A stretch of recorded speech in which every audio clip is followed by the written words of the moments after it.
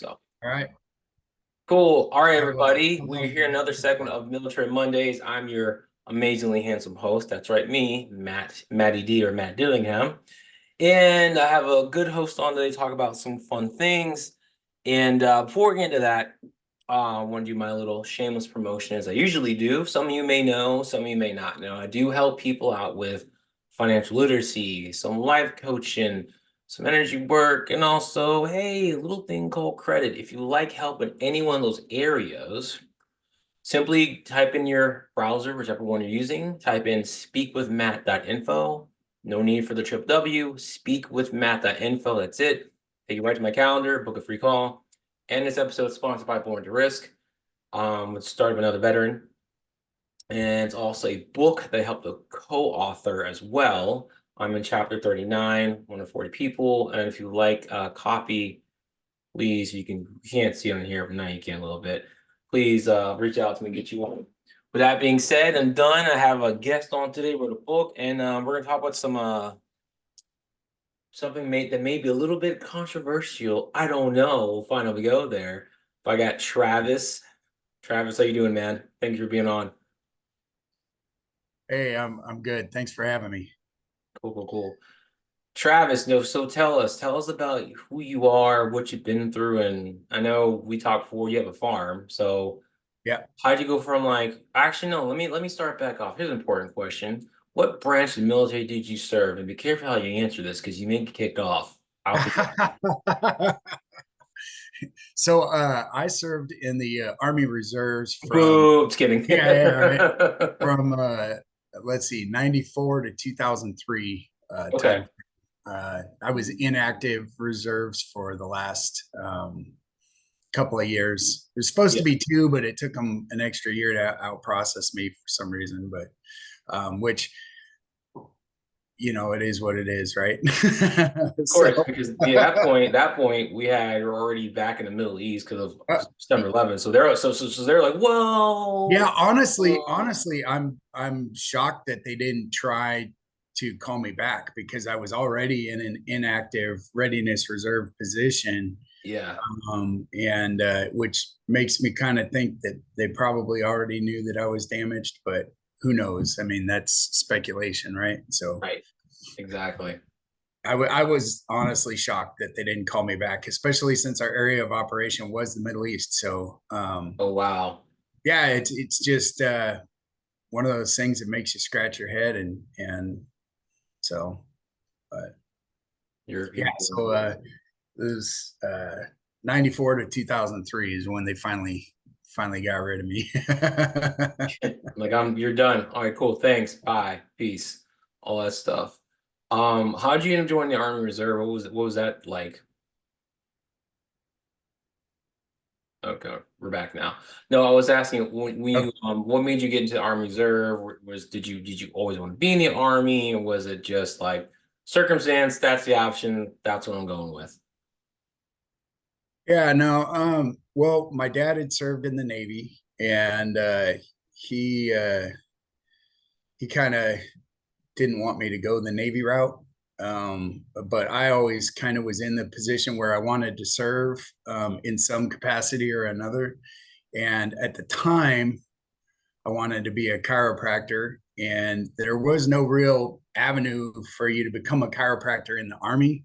Yeah. And so I was going to school in college, right? And so I wanted a way to serve while also still be the reserves was a good fit Right. for me. However, hindsight 20 bad scores were high enough where they said I could do whatever I wanted. Probably should have picked something else.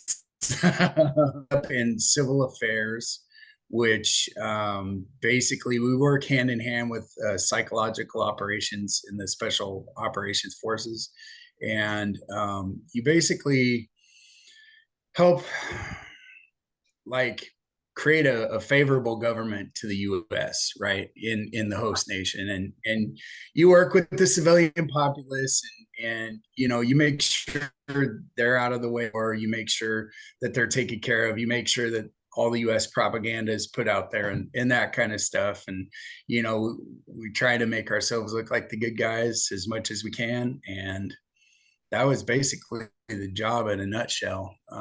So Oh, wow. that's where I ended up. And I guess they needed the warm bodies there. So that's where they put me. Civil affairs.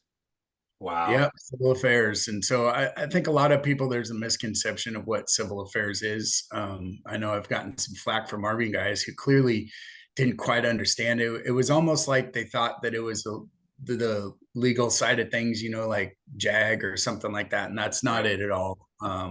We're part of Special Operations Forces, and we work, like I said, hand in hand with um, psychological operations, and a lot of times infantry divisions and that kind of stuff. So, but yeah, so we being the time that I was in, there was still a lot of tension in the Middle East. It was peacetime, if there ever was one, there was peacetime. But it was in between the first Gulf War and the second one, and there was some of that anthrax scare stuff going around, Yep.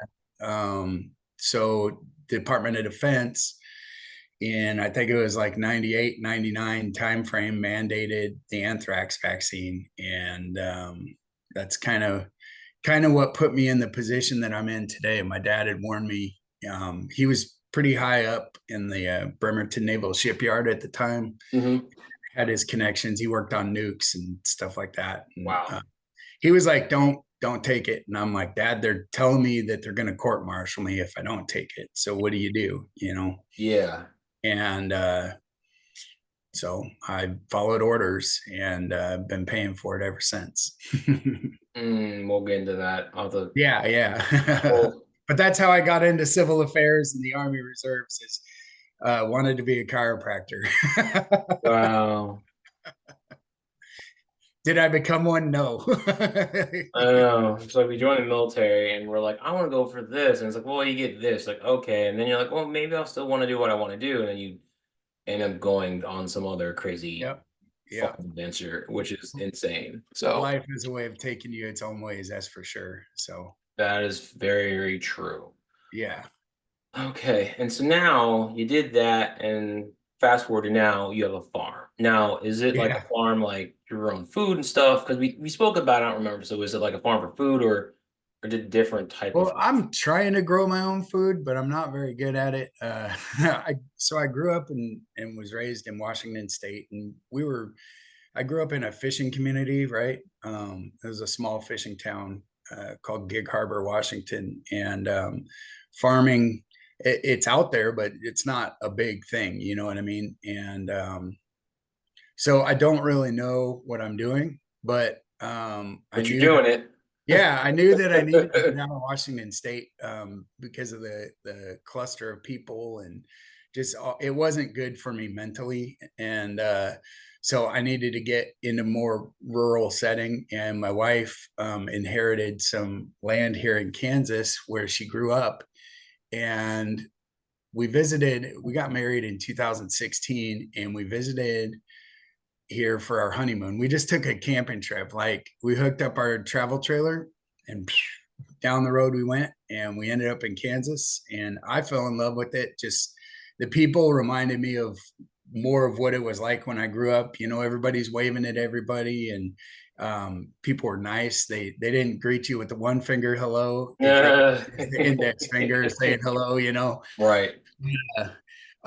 So I fell in love with it, and I told her as soon as our daughter got into college, which she's my stepdaughter, but she's the only daughter I have, so she's my daughter. Right. And I was like, as soon as she gets into college, I want to move to Kansas. And she never thought I'd leave the mountains and the bay and the ocean and all that stuff, but Yeah.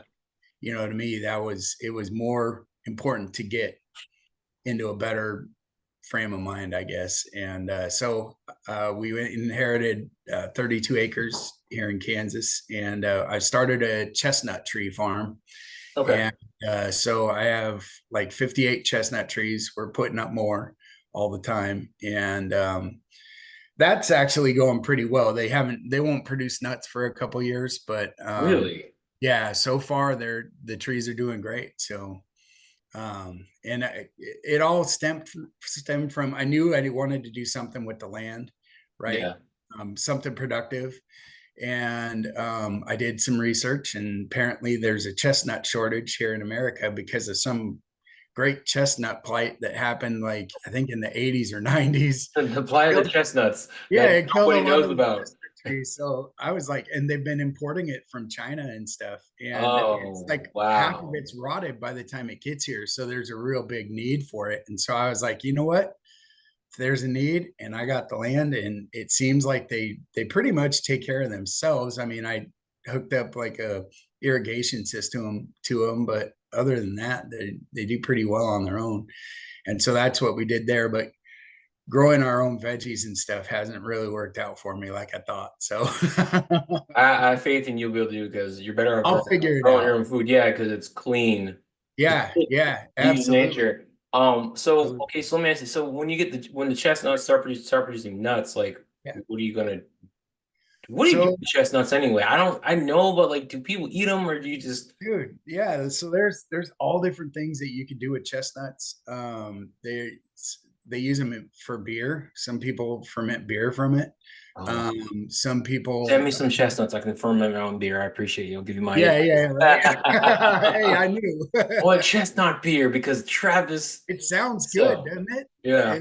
So, and then some people eat them. Some people use it. They'll make like a flour out of it.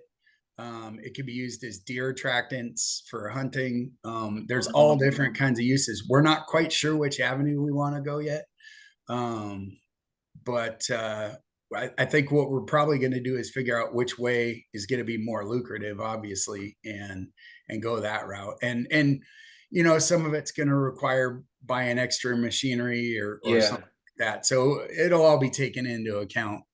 But we got two to 5 years to figure that out. Oh So wow, it takes that long. I thought yeah, so that's it's that's a one of long those things. time.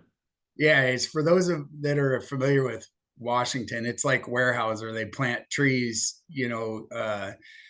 10, 20 years in advance for the future. And so that's kind of the same principle. It's planning for the future and Right. today. So I didn't think because I'm not because normally, well, I mean, what I associate with like trees and things, it's or produce, it's like the tree grows a plant and then you get the harvest or whatever whatever number that right then and there. I guess yeah. trees, I guess does this apply with like apple trees and Yep. banana trees and Yep. Yeah, it's the same orange. kind of Right. So the tree grows, but you ain't getting the fruit once it until yeah, much later. you won't get the nut or fruit until it reaches maturity, which is depending on the breed of trees or whatever, it's 2 to 5 years. And then I learned something new today.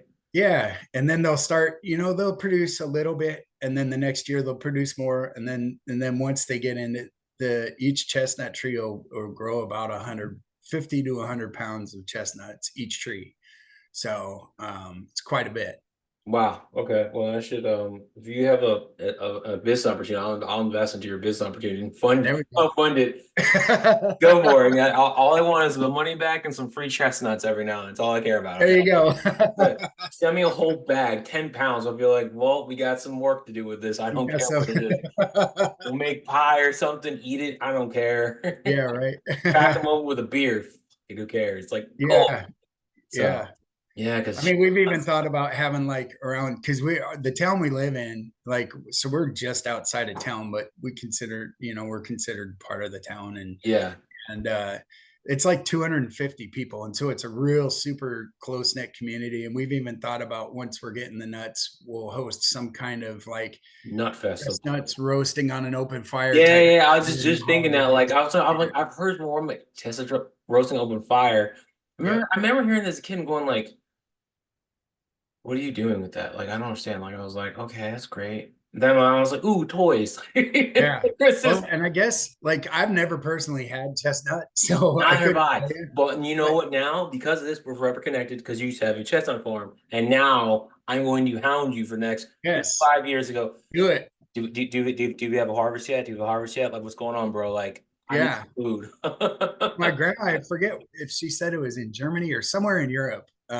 They were over there visiting. I don't know. This was several years back, and apparently, roasted chestnuts, are a huge deal there. And they have street vendors that roast chestnuts right there on the street, and you buy like bag of chestnuts. And she said they're absolutely delicious. So I'm excited to try it. This isn't America anymore. We need to have roasted chestnuts, America. What are Yeah, we doing? yeah, We're exactly. falling behind. We are. I mean, how can we let Europe be ahead of us? I don't know.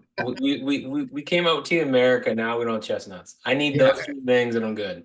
yeah. Chestnut, Team America, and beer. That was like, fuck yeah, There you go. America, Yeah, chestnuts. We're like America. chestnuts. It's like, why are we? What are we doing? Cool. Okay. All right. Cool. I got a nice life lesson there about Little chestnut lesson. trees. Yeah. Hey, I'm here to educate, right? Yeah, that's cool. I mean, I appreciate it. I will never forget that. Like 55, like chestnuts. 5 years now, we're just getting chestnut trees. In 2 years, Yep, it's like, yep, it's something about story. When I'm drunk by myself, going, in 2 years from now, I'll have chestnuts. 5 years, yep, wow, yep. chestnuts are growing right now. I'm like, this is ridiculous. It's so dumb. But anyways, okay.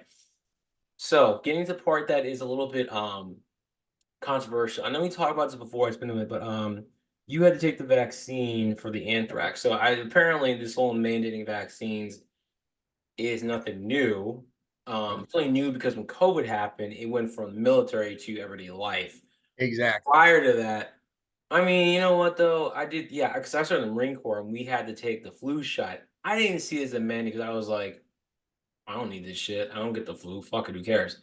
Right, Well, with the whole now looking back, I'm like, it's been mandated, and it's like you have to, or you get in trouble for it. right. So I think, correct me if I'm wrong, when we first spoke, you had got it. Did you suffer like an injury from it or something like that? And you're writing a book on Yeah, it too, so let's go into that. yeah, yeah, yeah. So, basically, so the whole progression of it, right? I think it was in '98 when it started, and they gave me the first. It's a series of shots that you take, right? And at the time, like I said, it was mandated. You either take it or you risk court martial, getting kicked out, and all that stuff, right? Although the military is one of the few institutions, places where if you fuck around, you're gonna find You're out gonna find out. quick, real quick. Oh, you Yep. did what? Okay, and then the longer you wait, the worse it gets. Yeah, And then, absolutely. and then the thing is, it's not to go off on a diatribe, but like you get in trouble, your higher up get in trouble, they're higher up in trouble, and so forth. And then you have this boulder of bullshit. It's like you fucked up. And I'm it's all fucking you rolling up. on you. Yep. All on you, and it's like, All comes downhill. so. Anyways, And what's crazy is um so anyways, we'll get back to that. yeah, Uh, so when they first gave me the shot, my arm swelled up. I mean, it was like a baseball sized lump on my that's right shoulder. not norm. Usually in the Yeah, past, I've gotten like as a kid, like you may get like a bump or something. yeah. You're like, And okay, I it's asked him, normal. I asked him, I'm like, is this normal? And because I couldn't, like the next day, I could not move my arm at all. And Whoa. they're like, yeah, it's completely normal. Don't worry about it. And eventually it went away. And so I'm like, well, maybe it is normal. Well, it didn't take too long. And I forget how many in the series that I had to get.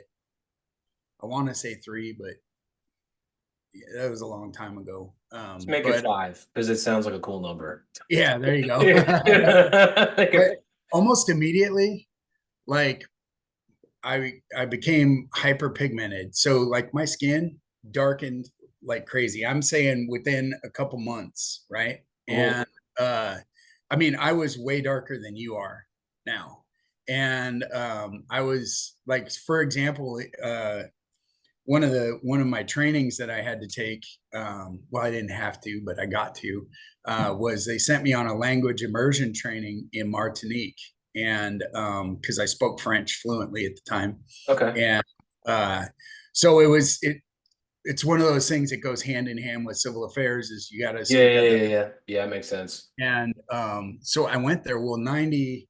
I think it's like 98 or 99% of the island's populace is black, right? Because they came from Africa, to Martinique, and it's a French colony got established and whatever, right? Sugar plantations and all that. Just say it's slavery. That's what it was. Yeah. I mean, that's how they became Right. like that, And they right? was history long. Yeah. And so, but what the crazy thing is like, um, there was me. I mean, it was military, so there was a lot of different races and stuff. But there was me and this other black guy, and we both spoke. This other black guy. Oh my God. It's okay. It's just what it is. Dude, that's how it was, though. That's Yeah, how it was. that's what it And is. I say the yeah, same thing with this and other black guy. yeah, and so I mean, we both spoke really well French, and this guy comes up to us, and you know, he was talking to us and whatnot, and he's like, you know, you guys are you guys, but these guys, and he took me and the other black guy, and he's like, these guys are us. These guys are us, and That's he how couldn't tell dark the you difference. got. They Yeah, thought that's how you dark were I got. one of them. I was one of them. Dude, And yeah, that is half like cool, you could blend, and half like my skin should not do this based on my genetics. Something is fucked up. right. Yeah. And so for me, I thought it was weird, but I thought that I was blessed with a permanent tan, right? Because even in the wintertime in Washington, where it rains all the damn time and you don't see the sun, my Yeah. tan was not going away. So anytime I would get new sun, I would get darker, but it would never go away. And Whoa. yeah. And then I had some crazy feet stuff happening where it would like one of my feet would swell up like a football, and I would have to be on crutches for, you know, a month to 2 months at a time, and Jeez. this and that. And I never put two and two together, but um and so in fast forward, I'm now out of the Army Reserves, not officially yet, but I'm just not going because I'm in inactive status, right? And I start getting flu-like symptoms, you know, nausea, diarrhea, losing a ton of weight. Like I was down to like 160 pounds, and I was getting dizzy all the time, just all kinds of typical flu-like symptoms, but severe. And so I went into the doctor, and they're like, "Oh, it's the flu." And then like a couple weeks later, I'm still feeling just as bad, if not worse. Going to the same doctor. Nope, it's the flu. I'm like, look, it's not the flu. And he's like, it's the flu. Finally, going again. And he's like, well, we'll do a blood test. And he said, well, your thyroid's bad. And I'm like, okay, but that's not explaining the rest of this stuff, you know? And so I ended up getting a second opinion. And this guy, this doctor, he actually, I'm not even quite sure what capacity he worked with the VA in. I don't know if he did their evaluations. I don't know if he just worked there part time because he had his own practice, but he was only open like 3 days a week or something like that. So he could have been working at the VA officially. The other days, I don't know. But anyways, he had some kind of affiliation with the VA, and I walked in there, and well, I crutched in there because I could no longer support my own body weight. And my mom had to drive me because I was dizzy as hell. And he looks at her and he looks at me and he says, have you always been this color? And I said, no. And he's like, I think you have Addison's disease. And he said, we're going to have to run some blood tests to make sure, but I think you have Addison's disease. And Addison's disease is basically like you have your adrenal glands, right? And the outer layer of it is called the adrenal cortex. You develop Addison's disease when 90% of that is eaten away or gone, right? You're no longer producing the hormones that your adrenal glands are supposed to produce. And that helps control your electrolytes in your body. It helps control a lot of the hormones that go on in your body, and Wow. that kind of stuff. And so we get back to my mom's place because at this point I had to stop working because I was working construction at the time. Mm. And I couldn't even lift myself up, let alone anything else. And was no longer, didn't have insurance, none of that. Right. So I was in a pretty bad spot. And so I think it was the next day or the day after that, the doctor calls the house, talks to my mom, tells her they need to get me to the hospital immediately because my kidneys and everything else was shutting down. Well, she tried to wake me up out of the chair that I was sleeping in and couldn't. luckily my brother-in-law was there and was able to get me to the vehicle so she could get me to the hospital. But that was the first time I almost died from an Addison's crisis. And it's one thing to say that. It's another when they're standing there uh, trying to read you your last rites because you're that close to death. And they didn't think I would come back, but I'm a fighter. And so then just over time, I kept developing different diseases, right? So no longer did my thyroid work right. My adrenal glands weren't working right. I acquired hypogonadism, so I can't have my own kids. That's why I say my daughter is it's the only one I'm ever going to have. So that's my daughter. Um, and I developed a severe fibromyalgia. Wow. What else? There was after my second, so I almost died again in 2016, a month before my wedding. I had another Addison's crisis, and once again, they tried to read me my last rites, and basically, I told them I'm not going anywhere. And anyway, so um, yeah, it changes things mentally for you when you're in those positions, and it's kind of one of the things that I learned is like PTSD is PTSD, right? Because I worked with an organization called Outdoors for Our Heroes. Yeah. They take people on fishing and hunting trips. And at first, I wasn't working with them, right? They just were taking me out. And I got to meet other people who had been in actual wars, right? Because I always felt guilty not being in a war, but here I am all crippled and shit. So I always felt like this serious guilt, right? Of, you don't deserve it. You didn't go to war and this and that. And by talking to these guys, I realized that the symptoms that I was having was the same exact symptoms that they were having from being blown up. You know what I mean? And it's just weird. And I guess it's probably because your body only has so many ways that it can say that something's not right. Yeah. Is what I'm guessing. But um yeah, so it was kind of a crazy time. But I was able to, that doctor, after a couple of years of working with him, because I was like, screw it, this guy is now my doctor because he's the one that saved my life, right, by finding out this stuff, right? And my brother had a dream or something like that, and he's like, I just wonder, is this anything to do with your service? Because at this time I had no clue what was going on. Right.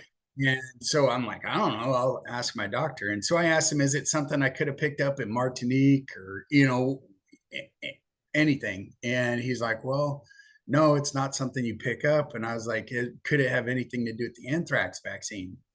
And then his eyes kind of opened up, and he just wrote the word squalene on it, and on a piece of paper, and he handed it to me. He said, I can't really say much more, but look this up. And so I did a ton of research, and the Department of Defense had a program, secret, not so secret program, that they were putting this stuff called squalene in the anthrax vaccinations as an adjuvant. Now, the adjuvant is supposed to make it work more effectively and a lot faster. And squalene is like from what I could tell, it's like a shark oil type thing. And so they add it in there. And from now, I'm not a doctor. The medical research that I've found is that basically your body, your immune system cannot tell the difference between that squalene and your own oils in your tissues and organs and stuff. It can't tell. So when it's paired together with that dead anthrax, it can't tell the difference. So it sees it as the enemy, and then it starts attacking anything that looks like it. And so that's what caused my body to attack itself. Wow. And so it just started eating away, eating away, eating away. And yeah, it wasn't approved by the FDA or none of that. And I guarantee that's why they made us take it. Interestingly enough, I was serving under General Flynn when all this happened, right? He was USAC commander at the time. And of course, I was a piss on and he was way up there. So we Yeah. didn't know each other.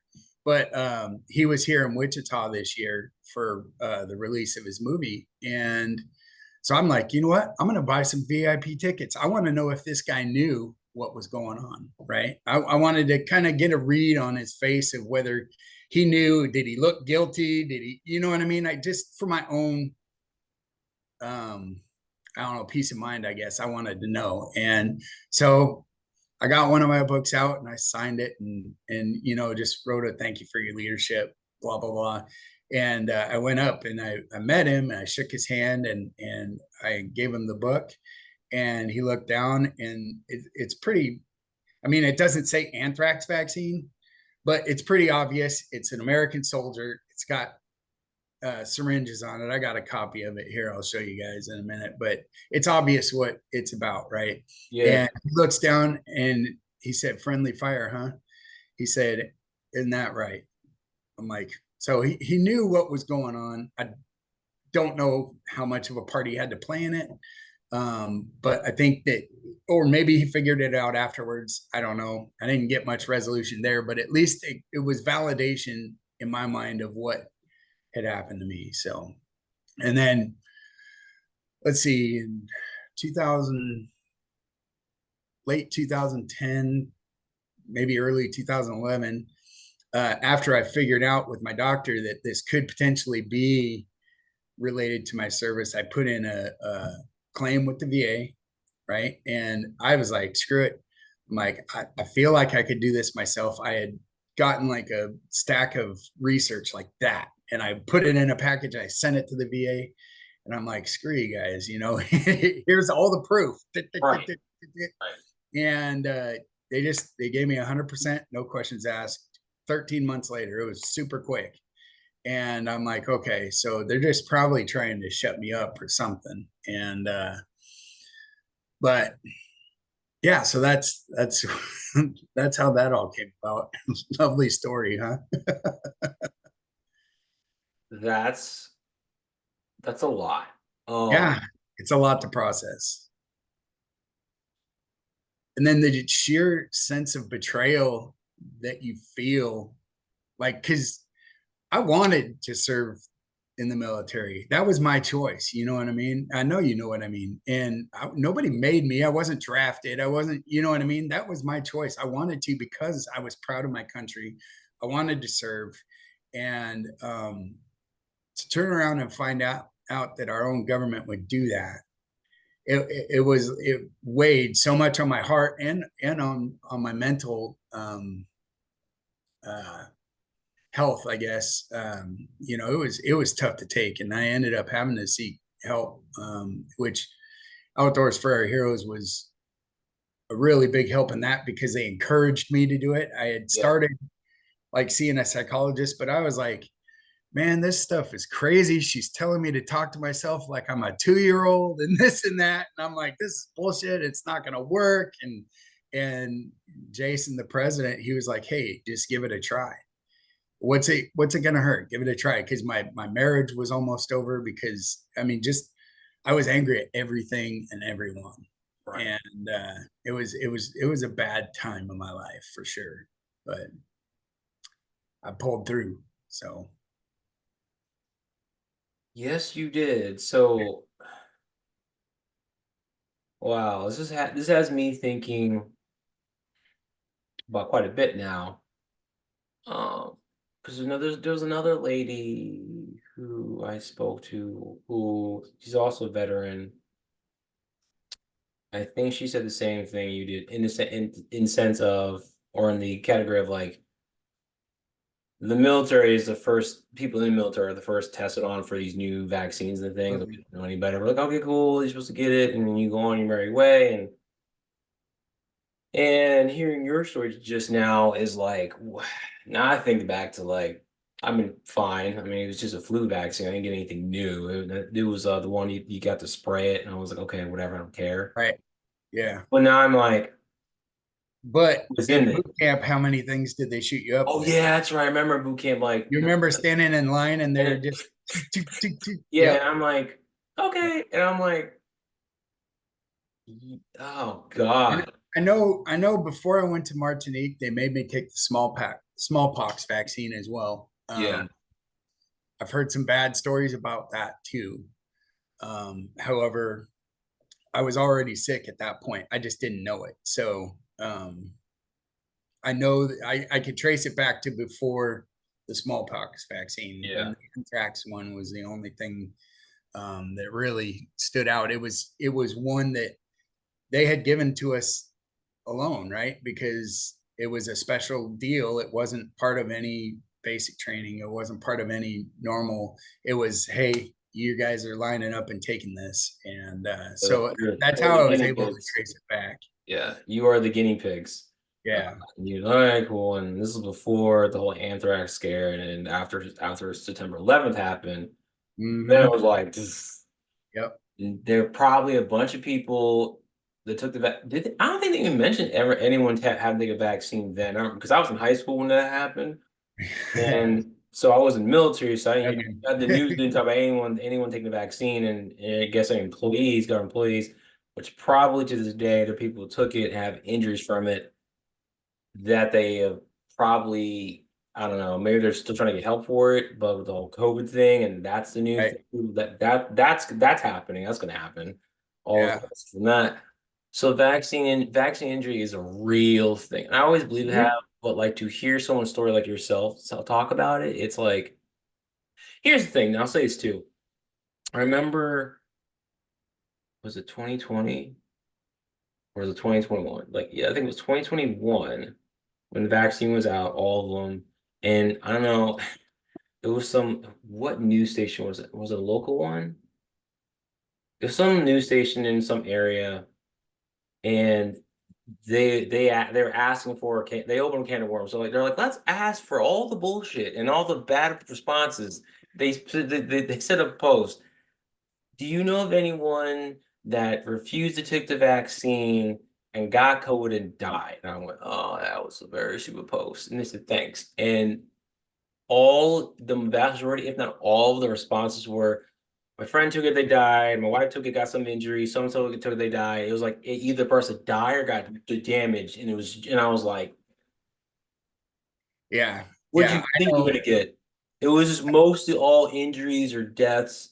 And someone put the meme of Captain America saying like, "You didn't think this is gonna go the way you thought it was," and I was like, Well, damn, you can imagine from my perspective when the whole thing rolled out with COVID, I saw the oh writing on yeah, the wall. yeah. It What hit did you? me. I was like, I know what the hell's going on right now. Oh, so you're like, I no, I'm not taking immediately it. saw Screw it. you guys. Yeah, yeah. I immediately saw it, and um, you know, I was never one that was against vaccines. You know what I mean? Before, Same, because when you're growing up, I it's never. Yeah, I chickenpox, mean, all it that was stuff. just something you did. The Yeah, doctor said it was going to help you, so you did it, right? Until right. I got injured by one and did my research and found out what the hell they're putting in this stuff. I mean, we're talking aluminum, squalene, we're talking all kinds of Aluminum. toxic stuff in there. And it's like, um, I'm like, no. And so knowing what I had been through in the army and then mandating that, and then I see that they're trying to mandate this stuff. I'm like, no, nope, not happening. I'm like, not happening. I tried to warn everybody I could. And unfortunately, I have people that I love that lined up for them, and a couple of them aren't here. I don't know for sure if that's what killed them or not because I didn't get to see the autopsy or anything like that. But Yeah. you know, when somebody is vaccinated because they're cool and then ends up with a turbo cancer not long after and dies, it makes me question it. You know, and this I've had very good friend of mine in that situation. So um, yeah, it's unfortunate, and it doesn't supposedly, and just like so the anthrax vaccine, you're going to find people who took it and are just fine. Of course. And Yeah. Yeah. you're gonna find people with the COVID vaccine that took it and are just fine, right? And it's because they vary it up. They don't do the same exact ingredient in every single shot. They don't do the same level in every single shot. Right. Some people are predisposed to certain ingredients in there that would impact them more than other people. And I think it's their way.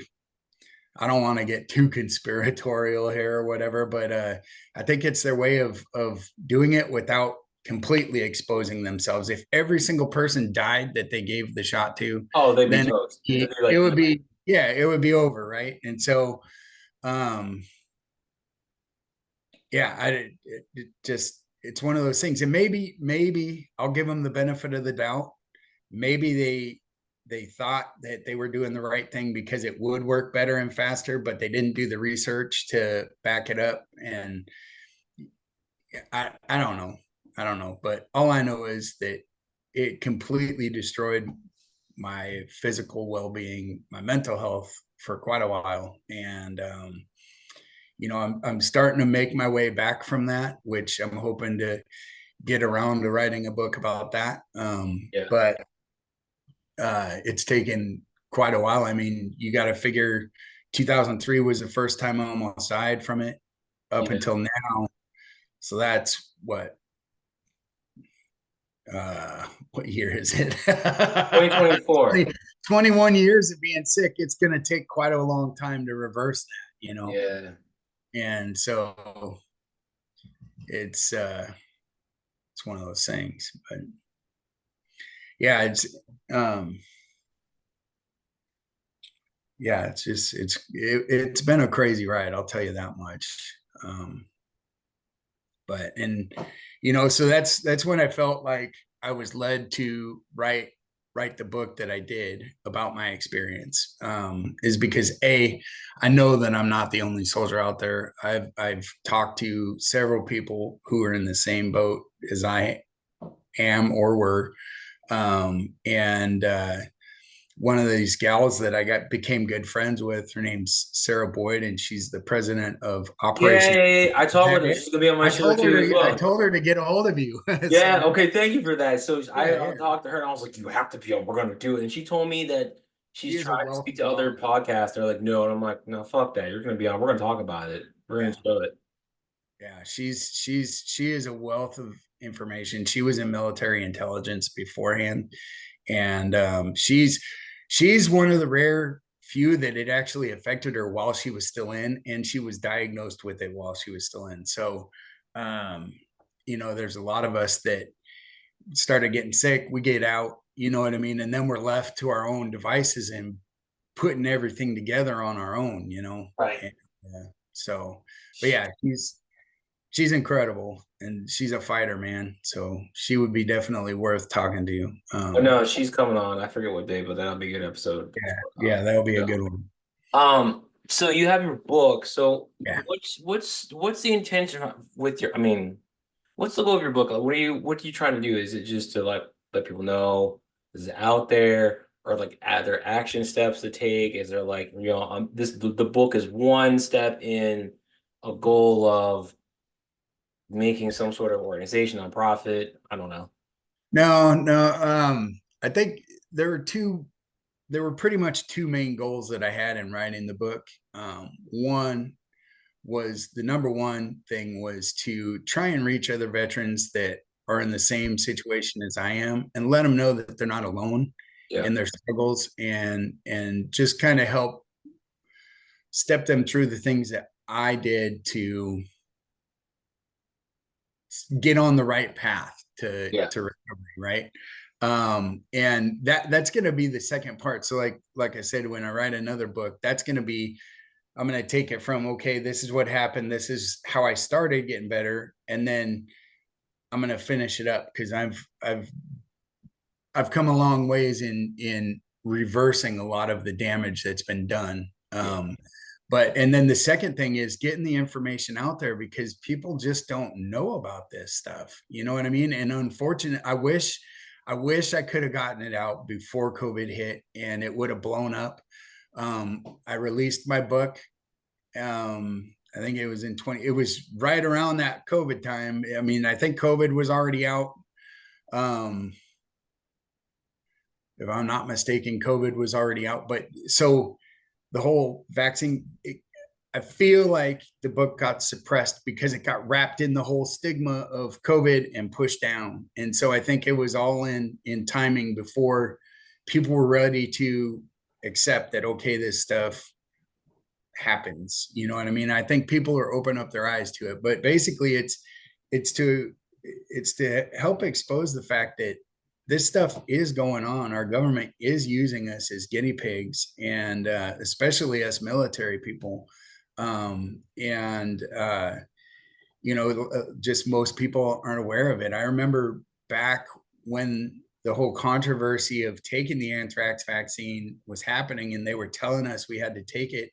There was a lieutenant, it was a butter bar lieutenant, I think at the time, and he was court-martialed for not, and it hit the mainstream news as, look at this guy who refuses the vaccine and he's getting court-martialed. And that was it. That was all you saw. You didn't see that there were probably tens of thousands of us that didn't want to take it at all, but we were made to. And then you definitely didn't see that there are tens to hundreds of thousands of us soldiers that are seeing some kind of negative repercussion from it. And I know of one or two people that haven't made that I served with that haven't made the connection or refused to see the connection with what's going on in their system.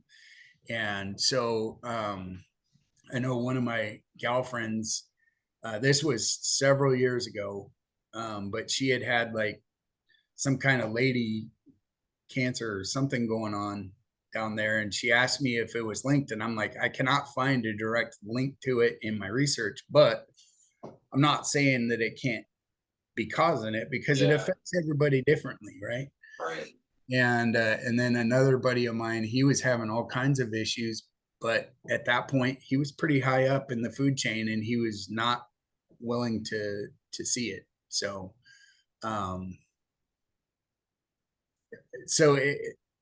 two things: to help other soldiers that are in the same boat, and to just help spread the word that, hey, this is happening. And if you think that our government will do it to the soldiers and not to the regular population, you're out of your mind.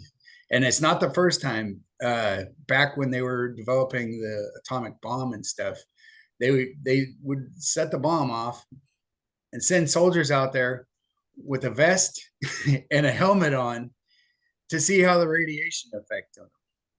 And so, I mean, there's a long history of using soldiers and prisoners, but soldiers especially, for experimentation. And I'm trying not to seem as crazy as Right. Now you know why I went into the nut business, right? Yeah, like, you know what? I'm gonna plant some trees and Yeah. harvest those and eat them and sell them, and let's just do that. No But wonder. yeah, I mean, that was part of the reason why I had to get away from Washington, is because Washington State, I was on the west side and it's a lot more populated there, right? It's pretty crowded. We were about, I don't know, anywhere from a half an hour to 2 hours, depending on what time of day you left, but from Seattle, south of Seattle. And so 30 miles.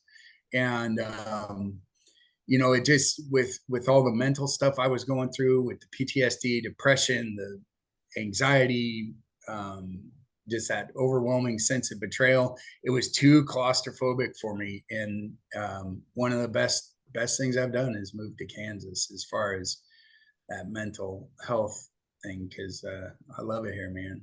So You can stay out in Kansas. I'll be in Virginia. It's fine. I'm okay with there that. you go. There you go. I like being in the suburbs. I don't want to be out. No, nothing wrong with Kansas. Yeah. Yeah, and I miss salmon fishing and I miss elk hunting in the mountains and stuff like that, because that's what I'm used to. But it's different. But I just like the space that I have, and I don't feel like the whole world's coming in on me. So Right. But did you want to see my book? Yeah. Show it. I don't know what you can. Oh, nice. See that all right? Yep. But yeah, so that's, and I actually have my own website for it. It's travispurrier.com.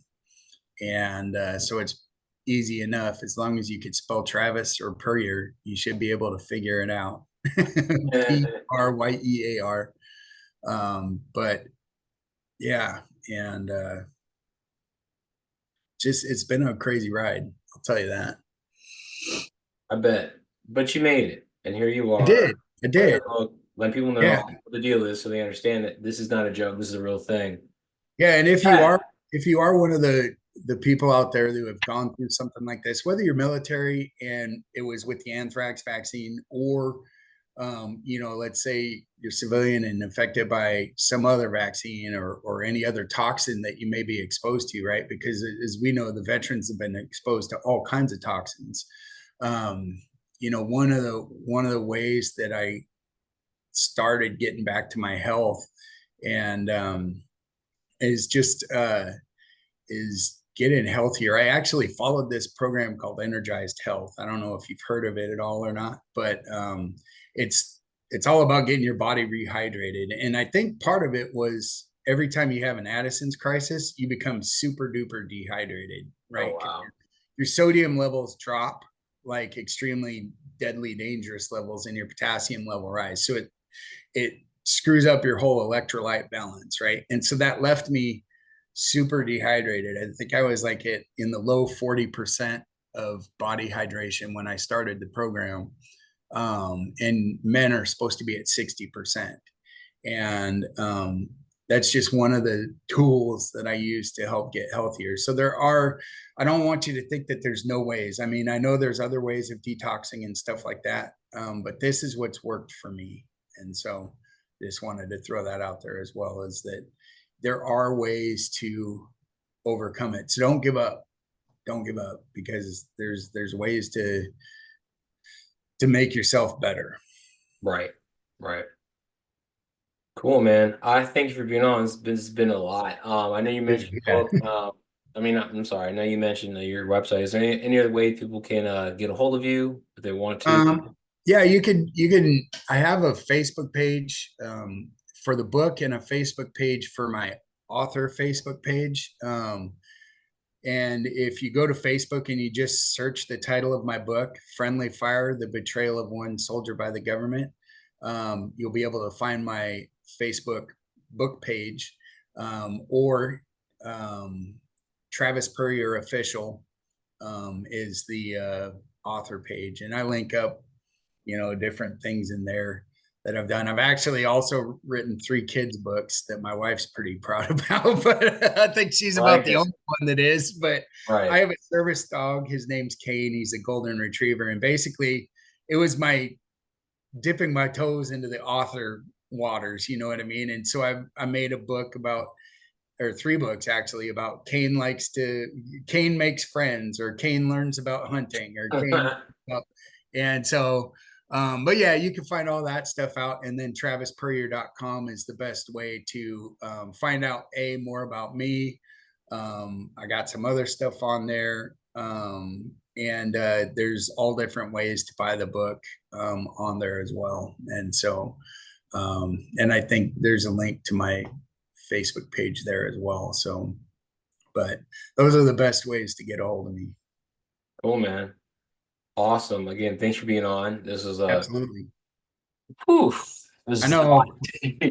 Let's You get think let's about get living to it. I don't know. Oh, I can only imagine that. Jeez. And now you're doing chestnut And trees. now I'm doing chestnuts. I think that's your calling. It's like you need to chill out, just grow some trees. You're like, that's cool. Honestly, I think it is too. I think it is too. And it's something that I enjoy working my own land. I could go at my own pace. So if my body's not cooperating one day, because even though I'm feeling a lot better than I was, there's still days where um, my body just kicks my ass and I just can barely move. And so that gives me an opportunity. I chose chestnuts too because they're easy to maintain. Yeah. And so it's something that I could do at my own pace. And so, and I love working the land. It's nice getting my hands dirty again. There you go. Cool. All right. Charles, thanks for being on, man. Appreciate it. Hey, I appreciate you.